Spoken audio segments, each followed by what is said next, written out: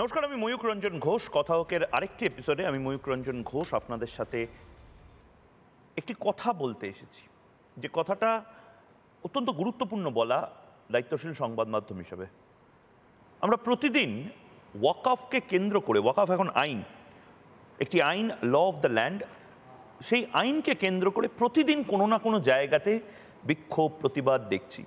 বিক্ষোভ প্রতিবাদ, সুপ্রিম কোর্টে যাওয়া, এগুলো সমস্ত কিছু একটা গণতান্ত্রিক দেশে গণতান্ত্রিক অধিকার।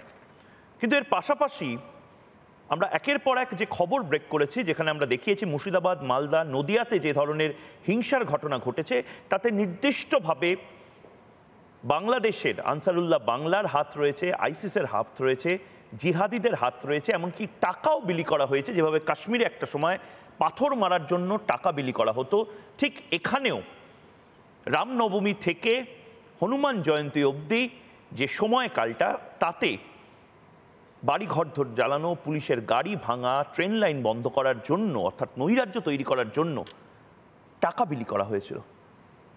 এবং এর পাশাপাশি আমরা শুনেছি যারা রাস্তায় নেমে আন্দোলন করেছে, যারা বলেছে কলকাতাকে অবরুদ্ধ করে দেবে, গোটা বাংলাকে শাহিনবাগ বানিয়ে দেবে, আজ তাদের কথা এবং তারা কেন এটা করছে সেটা বোঝার জন্য কথা হোক। আজকে কথা হোকে তর্ক কম, বোঝার জায়গা বেশি। আজ কথা হোকে কথা কাটাকাটি হয়তো অনেক কম, প্রত্যেকের যুক্তিগুলো শোনার সময় অনেকটা বেশি আমরা পাব। ওয়াকফ হিংসা, ন্যায্য প্রতিবাদ না জিহাদের অজুহাত? এই মুহূর্তে যারা রয়েছেন তাদের সাথে আলাপ করিয়ে দিই। দুদিকে আমার তিনজন করে অতিথিরা রয়েছেন। একদিকে রয়েছেন জগন্নাথ চট্টোপাধ্যায়, রাজ্য বিজেপির সাধারণ সম্পাদক, তার পাশেই রয়েছেন মানস ভট্টাচার্য, লেখক। কাশেম আলী রয়েছেন রাজনৈতিক কর্মী। অন্যদিকে এই মুহূর্তে রয়েছেন বাসু আচার্য, বাম নেতা, অংশুমান কর, কবি এবং রাজনৈতিক লেখক, আজিজুল বিশ্বাস, অধ্যাপক এবং রাজনৈতিক লেখক। আমি প্রত্যেকের কাছে আসবো, কিন্তু শুরুতে আমি আজিজুল দা আপনার কাছে আসতে চাই। আজিজুল বিশ্বাস, আপনি দেখছেন গোটা বাংলাতে প্রতিবাদ হচ্ছে, সেটা হতেই পারে। আপনি আমার একটা যুক্তি, সেই যুক্তির প্রতিযুক্তি দিচ্ছেন, সেটাও হতে পারে। কিন্তু পুলিশের গাড়ি ভাঙা, পুলিশের গাড়ি জ্বালানো, রাস্তায় দাঁড়িয়ে ধর্মীয় স্লোগান এবং তার সাথে সাথে বলে দেওয়া যে আজ এইটুকু সংখ্যক মানুষকে নিয়ে এসেছি, কাল হয়তো গোটা সম্প্রদায়কে একসাথে নিয়ে অবরুদ্ধ করে দেবো, বাংলাকে শাহিনবাগ বানিয়ে দেবো, এটা কিসের জন্য? প্রথমেই বলি যে গণতান্ত্রিক ব্যবস্থায় যে কোনো আন্দোলন, সে প্রতিবাদ আন্দোলন হতেই পারে, সেটা শান্তিপূর্ণভাবে সাংবিধানিক পদ্ধতিতে হওয়া উচিত। হিংসার প্রবেশ ঘটাটা একদম অনাকাঙ্ক্ষিত, এটা বলেই আমি শুরু করব।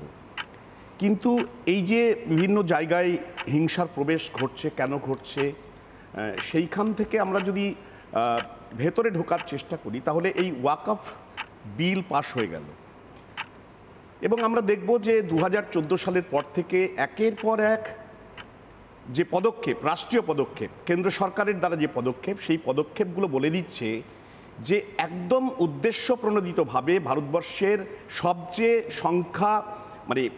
সংখ্যাধিক্যের সংখ্যাগুরু যারা, এই সংখ্যালঘু যারা, আমি ক্যাটাগরিক্যালি বলছি, ইসলাম ধর্মাবলম্বী যারা মানুষ, তারা নানাভাবে সাংবিধানিকভাবে, ধর্মীয়ভাবে, সাংস্কৃতিকভাবে এবং তাদের নাগরিক যে অধিকার রয়েছে সেইগুলোকে কেড়ে নেওয়ার একটা প্রচেষ্টা নানাভাবে দেখা দিচ্ছে। তার অন্যতম হচ্ছে এই ওয়াকফ সংক্রান্ত যে আইন পাশ হয়েছে সেটার মাধ্যমে। এবং এর মধ্যে এমন একটা ন্যারেটিভ তৈরি করা হচ্ছে, এই যে পার্লামেন্টে যে ডিবেট হলো তাতে বলা হচ্ছে যে ওয়াকফ সংক্রান্ত বিলের মাধ্যমে নারীর একটা এম্পাওয়ারমেন্টের একটা গল্প হচ্ছে। এত নারী হিতে কেন্দ্র সরকার কাজ করছে। আমি একটা বলি, এই যে 2রা এপ্রিল লোকসভায় পাশ হলো, পরের দিনই আমরা দেখলাম রাজ্যসভায় পাশ হলো, 5 তারিখে রাষ্ট্রপতি সই করলেন, 8 তারিখে গোটা দেশ জুড়ে ওয়াকফ লাগু হয়ে গেল। খুব ভালো কথা।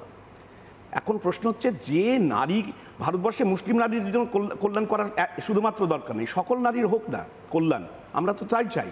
সেখানে আমরা দেখব 2024 সালে পাশ হওয়া মহিলা সংরক্ষণ বিল কবে চালু হবে বলেছে, অমিত শাহ বলেছেন স্বরাষ্ট্রমন্ত্রী, 2029 সালে হবে।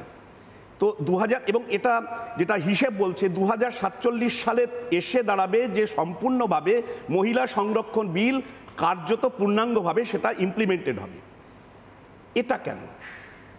অর্থাৎ আমরা দেখব যে বিলকিস বানো থেকে শুরু করে উন্নাও, কাঠুয়া, হাতরাস, আসারাম বাপু, রাম রহিম কিংবা মণিপুর, সর্বত্র একটা নারী বিদ্বেষী সরকার, যারা নারীর কল্যাণ করতে গিয়ে তারা শুধু নাটক ছাড়া আর কিছু করতে পারে না। সেই সরকার ওয়াকফ সংক্রান্ত যে বিল আইনে পরিণত করেছে, তার মাধ্যমে আবারও তারা প্রমাণ করলো এই দেশে শুধুমাত্র সংখ্যাগুরুর আধিপত্যবাদ প্রতিষ্ঠাকে সামনে রেখে এই সরকার এগোচ্ছে।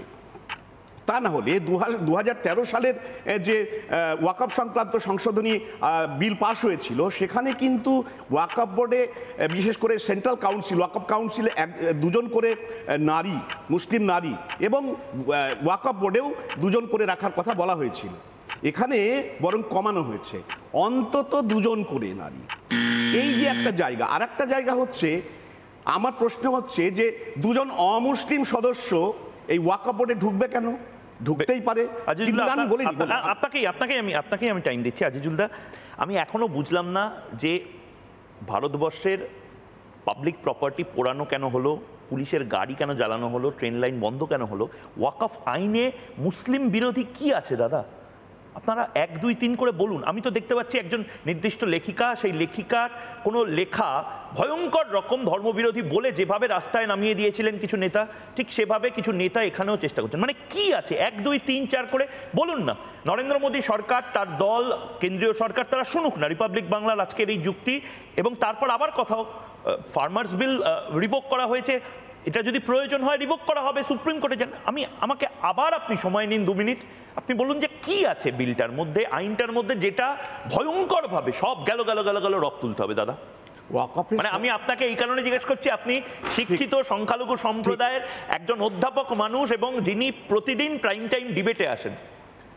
আসলে কি সমতার জায়গায় কথা বলে, সাংবিধানিকভাবে যে সমতার আদর্শ প্রতিষ্ঠিত, সেই জায়গায় আমি বলি 4টি রাজ্যের টোটাল হিন্দু এন্ডোমেন্ট অ্যাক্টের আন্ডারে যে সম্পত্তি বলি আমি বলতে হবে, কম্পারেটিভ অ্যানালাইসিস না করলে কিন্তু বোঝা যাবে না সমতার আদর্শকে, বোঝা যাবে না। বলি আমি তামিলনাড়ু একটা সমতার আওতায় ছিল, আমাকে বলতে হবে। বলুন। অবশ্যই ছিল। এখানে ওয়াকফ সম্পত্তিটা তাহলে তুমি বোঝো না।